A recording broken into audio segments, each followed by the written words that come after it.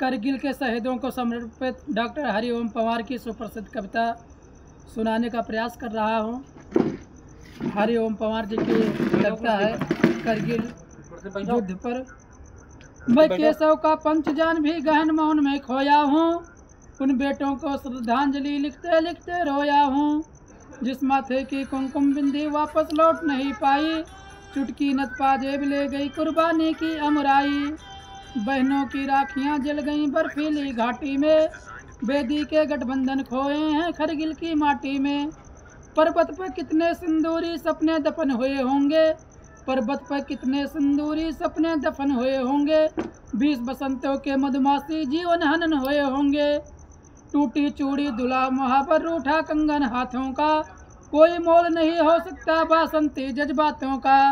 जो पहले पहले चुंबन के बाद लाम पर चला गया, जो पहले पहले चुंबन के बाद लाम पर चला गया।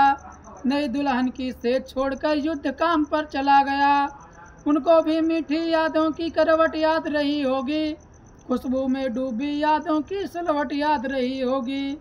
उन आँखों की 2 बूंदों से सातों सागर हारे हैं, जब मेहंदी वाले हाथों ने कंग मंगल सूत्र उतारे हैं। गीली मेहंदी रोई होगी छुपकर घर के कोने में, ताजा काजल छूटा होगा छुपके रोने में।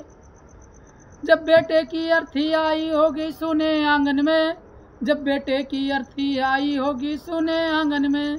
शायद तू दूध उतर आया हो बूढ़ी माँ के दामन में। वो विधवा पूरी दुनिया का बोझा सल ले सकती है, जो अपने पति की अर्थी को भी कंधा दे सकती है। इसलिए मैं ऐसी देवी के चरणों में सिर झुकाता हूँ, इसीलिए मैं कविता को हथियार बना कर गाता हूँ। जिन बेटों ने पर्वत काटे हैं अपने नाखूनों से, जिन बेटों ने पर्वत काटे हैं अपने नाखूनों से, उनकी कोई चाह नहीं है दिल्ली के कानूनों से। जो सैनिक सीमा रेखा पर ध्रुव तारा बन जाता है, उस कुर्बानी के दीपक से सूरज भी शर्माता है। गर्म दहनों पर तोपों के जो सीने अड़ आते हैं, उनकी गाथा लिखने को अंबर छोटे पड़ जाते हैं। चंद घड़ी सिंघड़ी सागर की लहरों का गर्जन रुक जाता है, उस सैनिक के 100 का दर्शन तीरथ जैसा होता है। चित्र शहीदों का मंदिर की मूरत जैसा होता है। थमी हुई है सरहद पर तोपे आंगन में अंगारे हैं, विस्फोटों का कोलाहल है कदम कदम हथियारे हैं। सीमा के दुश्मन से ज्यादा जे चंदों से खतरा है, सीमा के दुश्मन से ज्यादा जे चंदों से खतरा है।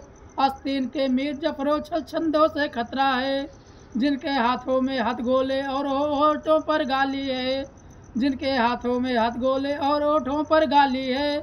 जिनकी गिरड़ा प्रति में होली ईद और दिवाली है, जिनके दामन खून लगा है बच्चों का मजदूरों का, जिनका उग्रवाद कातिल है बहनों के सिंदूरों का। जिनके कार्य पूरी घाटी जली दुल्हन सी लगती है, पूनम वाली रात चांदनी चंद ग्रहण सी लगती है। माँ वैष्णो देवी के घर में आग दिखाई देती है, इनके पैरों बेड़ी जकड़ो जाना शेष अभी भी बाकी है, इनके पैरों बेड़ी जकड़ी जाना शेष अभी भी बाकी है। इनके फन पे एड़ी रगड़ी जाना शेष अभी भी बाकी है। जब तक ये जिंदा है तब तक करगिल जब तक ये जिंदा है तब तक करगिल जंग अधूरी है। इन जफरजे चंदों को मर जाना बहुत जरूरी है। ये दौलत का लालच पाकर गैरों का हथियार बने, भारत भू पर भार बने, धिक्कार बने, गद्दार बने। पर क्या भारत जल सकता है आतंकों की भट्टी से, सूरज नहीं बुझा करता गद्दारी की पट्टी में। जैसे गलियों के कुत्तों का कोई मान नहीं होता, वैसे भीख मिले कंधों का भी सम्मान नहीं होता। जैसे वैश्या के मरने पर दुनिया कभी नहीं रोती है, जैसे वैश्या के मरने पर दुनिया कभी नहीं रोती है, वैसे ही भाड़े के टट्टू की औकात नहीं होती। मैं इन धोबी की कुत्तों को भी दड़ पर दिखलाता हूँ, इसीलिए मैं कविता को हथियार बना कर गाता हूँ।